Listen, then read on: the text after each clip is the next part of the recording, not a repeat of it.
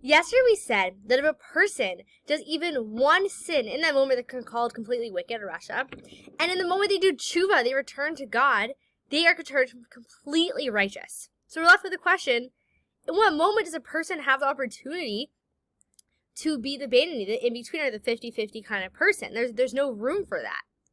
And so we had to suspend our idea of tzaddik, rasha, Beinoni, of how we normally know it, right? The tzaddik being the person who's 51% good, 49% bad. You know, the evil person being the flip of that, and the Beinoni is 50-50.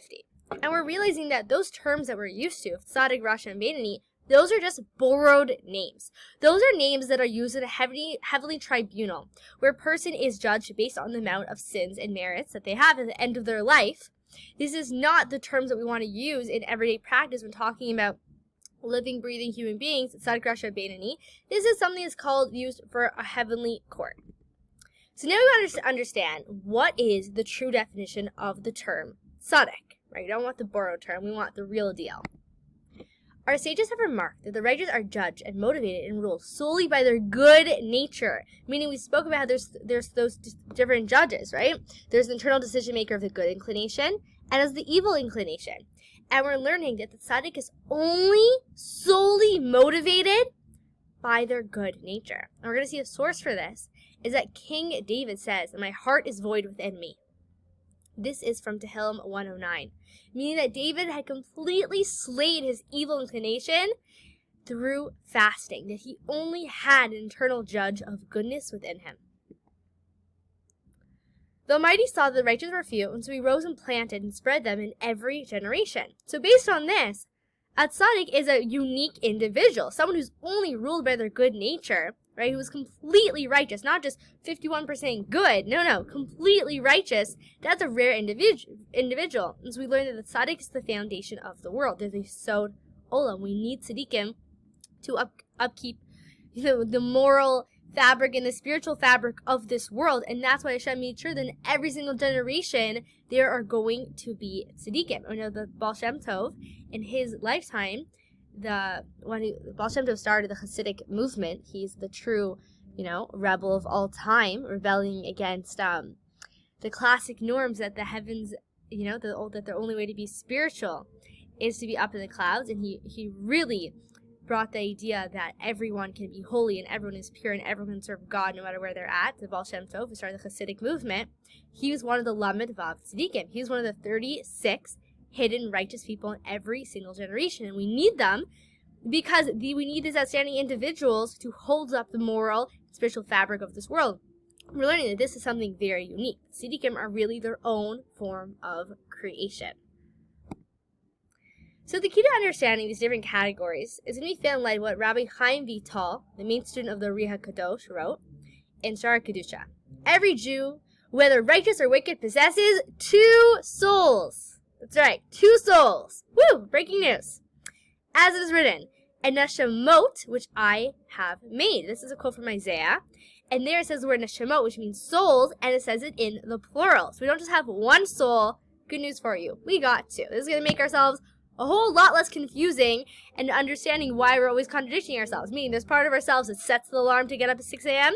And there's that part of myself who turns it off and presses snooze for 2 hours. So what's going on in here? We're learning that actually there are 2 souls running the show here. So these are 2 complete independent souls in their own right. And not merely different levels of 1 soul. And they are called the godly soul and the animal soul. Welcome. Great to get to know ourselves. So first of all, the Tanya goes ahead and explores the animal soul. So it stems from the egocentric forces of klipa. Klipa literally means a peel. You have a peel. You have a delicious, juicy orange. You want to eat it, but what do you have to do? You have to peel off that peel. Peel is something that comes and conceals the thing that you actually want, which is the light, which is the fruit inside. And so we're not necessarily saying that klipa is good or bad in this moment. We're saying it what it is. It conceals godly light. So it's found in... So I guess we because that is bad, right? But it definitely serves its purpose in keeping free will alive and functioning in this world. Without klipa, it would just be pure godly light, and we wouldn't have the free will to choose darkness versus light. So where is this animal soul found within us? It's found in the blood. as we learn in Leviticus, the soul of the flesh is in the blood. Okay, so I want you to understand how instinctual, how ingrained. This is the first soul we're learning about. This is our very, very core nature, is the animal soul. And from the animal soul stems all the evil characteristics deriving from the 4 evil elements within it. So let's look at these different elements, and you might start to notice the different aspects of your personality. Don't worry, don't be afraid. We're going to learn how to elevate all of them. For everything negative in it, there's an opportunity to use it for the positive. It's all opportunity, and we're learning there's no shame in it. This is how Hashem created us. So the first element we're looking at is fire, which is anger and pride, which, like fire, rises upward. Then we have the element of water. Now, water makes all pleasures grow, right? Water makes everything grow. So this is the very pleasure, self-indulgent element of the soul. We have the element of air, which is frivolity and scoffing and boasting and idle talk, because just like air, they ain't got no substance. And then we have earth, which is sloth and melancholy, and just like that heaviness. So these are also connected to, right, so automatically as we're going through, you can also appreciate how anger, yes, it comes from fire, but also passion comes from fire, right? There's the potential within it. Either we could take that energy within ourselves and we could just direct it towards anger, or we could use that and have holy, right, righteous anger, like to be passionate about justice and helping people in unjust situations, right? The element of pleasure could be extraordinarily powerful about, helping other people have pleasure in life, or taking that pleasure and connecting it with Hashem's pleasure and bringing a real pleasure and thirst for life into our mitzvahs. The element of air is also creativity. So if you're one of those creative people, hello, I live in Svat. Okay, we're an artist city, and Svat is connected to the element of air. It could be a lot of creativity. It could also be really hard to bring it down. But at the same time, it's really special to be able to have those lofty thoughts and that lofty creativity, and that original vision is absolutely essential. And the element of earth is exactly what we need, right? We need those earth people, those air people, to really ground it and bring it down. And the earth person's not necessarily the person who wants to go out every single night. And there's a value of that. There's a stability. There's a groundedness of let's really, make a plan and get things done. And so, we're noticing the challenges with our personality here, and also part of the aspects that we like. And normally I'll find that the things I don't like about someone are also the things I like about them. Like my airy friends, it's so hard sometimes to make a plan and get something done, but I also love their creativity, and I love how they're always coming up with new ideas, right? So it's what we love about ourselves also can also be what's very challenging for ourselves within us. Okay, so we're exploring these 4 elements. Also, these 4 elements connect to the 4 holy cities. So the 4 holy cities are Jerusalem, Hebron, Tiberias, and Svat. So Jerusalem is a city of fire. Tiberias is a city of water. Svat is a city of air. And Hebron is the city of Machpelah, where our ancestors are Avram, where all of our matriarchs and patriarchs except for Rachel are buried, and it is the element of earth. Now, moving forward, from the animal soul stems also the good traits inherent in every Jew's character, such as compassion and benevolence. Meaning, we're saying that compassion and benevolence are not just nice sprinkles on top. It's no, that is in our blood. That is part of the DNA of being part of the Jewish people. That is part of our animal soul. So, why is there any good? Why is there any potential? Why can you take that pride and turn it into a holy pride of being a proud Jew, or take that anger and turn it to a sense of justice? Why is it even elevatable? Because it comes from Klipas Nogas. Klipas Nogas is connected to the tree of knowledge. Okay, so the tree of knowledge has 2 aspects. It's the tree of knowledge of good and evil. So there's an aspect of good in it, and there's an aspect of evil. So the evil is the Klipa. It's the appeal. But the Noga means something shining. That's the potential within it. And so, yes, there are the 4 evil elements of our soul, but within the animal soul, there's also the aspect of Noga, which is that compassion and benevolence, and that ability to elevate those 4 evil elements into amazing powers and energy for God. So that's the of Klipas Noga, a shining, it's something shining and it's covered by a shell. So you want to be able to peel off the shell, peel off the layers of concealment, and get to the goodness, sweetness inside, the godliness inside. Okay, now we're going to explore an idea, and hold tight. If this triggers you, that's fantastic, okay? This should bother you because at first we're going to have a lot of misconceptions about it, and that's good. When something bothers you, it's usually, in Torah, it's because I need to get to the essence of what the idea really is. I'm not satisfied with just an external idea. I really want to get to the heart of it. And the idea is like this. It's written in Eitz Chaim, Portal 49, Chapter 3, that all the good that the nations do is out of selfish motives, okay? Meaning that we're saying that that ability within the Jewish animal soul to be truly compassionate, benevolent, just as part of our nature, that is something unique to the Jew's animal soul. And so the Gemara comments on the verse, the kindness of the nations all sin, that the charity and kindness done by the nations of the world is for their self-glorification. So let's understand this for a second. If you're going to talk to, the Freudians and the Jungians and psychologists, and you're going to ask them, what motivates human beings? You're gonna hear. Inherently, human beings are selfish human beings. And that's A-okay. That's just the facts of the matter. People are motivated by their own self-glorification, their own pleasure. And so what the Gemara and its kind is acknowledging there is that we're not talking the Jewish people here, we're just talking about average human nature, is that it's for my own self-glorification. And so that's not, and we're not calling that, we're not looking down on it, we're just kind of saying it as it is. That's what modern psychology is saying for human beings. Now, can a human being transcend that? 100%. Can a person choose to go beyond their nature and rise above and do something purely and solely for God? Yes. But at the same time, there is a limitation. And one of the unique superpowers of the Jewish people that we're able to bring into the world is the idea of a true altruism. Meaning, there's the way I feel when I help someone. I help someone, they need food, and I go and buy them that food, and I feel good, So that's coming from an inherently selfish place of being honest with myself because I feel good because they're in such a bad situation, I gotta help them. But the true goodness would be, I'd much rather that they didn't need my help and they were able to stand on their own feet and I wouldn't have this warm, fuzzy feeling of helping them. Meaning, yes, I'm happy to help, but really, ultimately, I wish for their own benefit aside from my own good. Meaning, every charity should wish to be able to be shut down, and every hospital should be able to wish to be shut down because no one needs their services anymore. Meaning, yes, we're happy to help. I know it's not bad that you feel good about helping, but ultimately, we want to get to the pure place of just wishing that everyone is fully healthy and good, that really every doctor's true intent should be that they're out of a job. Every psychiatrist's intent should be that they're out of a job, that we have Mashiach, that no one needs each other's help in that way, that we're all really just blessed with abundant good. And so we're saying that this is a uniquely Jewish trait. It's the ability to do something just for Hashem. It's the ability to have that innate compassion, benevolence within our being.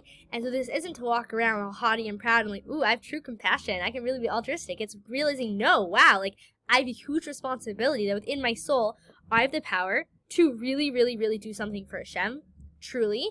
And I want to activate that. I don't want to live in just a place of selfishness. I want to activate the part of my soul, that very natural part of myself that's able to just have that natural compassion and benevolence. Okay, it should be noted that among the nations of the world, there are also those to be found whose souls are derived from klipas noga. Meaning, why is it that we're saying about the nations that they're challenged in the way that the way they're going to be able to give is going to be selfishly motivated? It's because the nations are rooted in the three impure klipas. Remember we say klipas noga, it has a part of itself that's very easy to be elevated, which is the noga, the shining part. It's already shining, you just have to take it out of the shell. The three impure klipas actually have an extraordinary high source within godliness, within the world's spiritual realms of tohu, but they are rooted in just pure straight up klipa in this world, meaning it's a deep state of concealment. Okay? That being said, there are people in this world who are not Jewish, whose souls are rooted in klipas noga, called the pious of the nations of the world, right? The righteous Gentiles. And these righteous individuals are benevolent, not of selfish motives, not to put their name on the side of the hospital or whatever it is, but of genuine concern for their fellow. And you see throughout history outstanding individuals who, would risk their lives just to be able to help other people. So obviously that's not coming from a selfish motive. There's no gain they're going to get. They could even die by helping. And we live in a time, right, meaning if you think about the world, we used to be in way just the depths of klipa, and we're slowly getting more and more noga, more and more just light and elevation and revelation of godliness. And the ultimate revelation of godliness is Mashiach. So we're on like this cosmic timeline here. We're like in darkness, and we're slowly always moving more towards light. And so there are like many, like it's not just the rare and few to come by. The world is in a state of holiness where the neshamas of non-Jews are being born from the state of Klipas Noga, of revealed good. So not revealed good, yeah, sure, revealed good. But I mean to say of Klipas Noga, of where that shining aspect of their soul is very much revealed, and people are able to act out of this selfless place. Okay, and that's why we see like real people doing things in this world that are so outstanding and dedicating their absolute lives to helping other people for no sole benefit other than wanting to do something altruistic. So let's internalize, let's review a moment. Lots of amazing ideas here. And once again, if it still bothers you, good. Let it bother you, that idea. Please, by all means, go do a research project on it. Go call your local rebbitzin, your local rabbi. Go into the text of the Tanya itself. Check out what the practical Tanya has to say there, lessons in Tanya, and really dive into these ideas to give yourself a satisfactory understanding of these concepts, okay? So let's internalize. What we see in the Gemara, tzaddik referring to someone who has more good deeds than bad, what situation is it referring to? Right? They have more good deeds than sins. What is that? It's dealing with a heavenly court case. What do you know about the internal decision-making process of a tzaddik? The internal decision-making process of a tzaddik is they're solely judged by their good inclination. That is the only, it's not a panel discussion, it's just one judge saying straight up, and that is the voice of goodness within them. What does the quote from King David teach us about tzaddikim? Is that tzaddikim, right, just like King David through fasting was able to get rid of his evil inclination, only have the voice of the good inclination within him. So that is the state of a tzaddik. From which verse do we learn that we have two souls? So we learned from Isaiah that we have nefeshot, that Hashem made us with nefeshot. Nefesh is the soul, and nefeshot is the plural for souls. Why does the quote, "The Almighty saw the righteous are few, so he rose and planted, i.e. spread them in every generation," add to our discussion understanding the true definition of a tzaddik? Well, if a tzaddik is just someone who is more good than bad, that's not so special that Hashem has to make sure that in every generation there's like the right amount of tzaddikim to hold up the world. But now that we understand that a tzaddik is someone who is completely righteous, meaning 100% through and through, and even their own inner voice is only goodness, that's really its own type of creation, and Hashem want to make sure that there's those types of creations, tzaddikim, in every generation. We have two souls, the godly soul and the animal soul.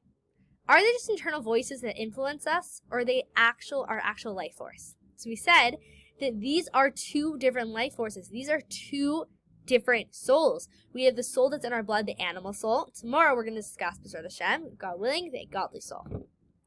What type of klipa is the animal soul of a Jew created from? We said klipas noga. So it has appeal, right? It has concealment, and it has that shining light, that noga within it.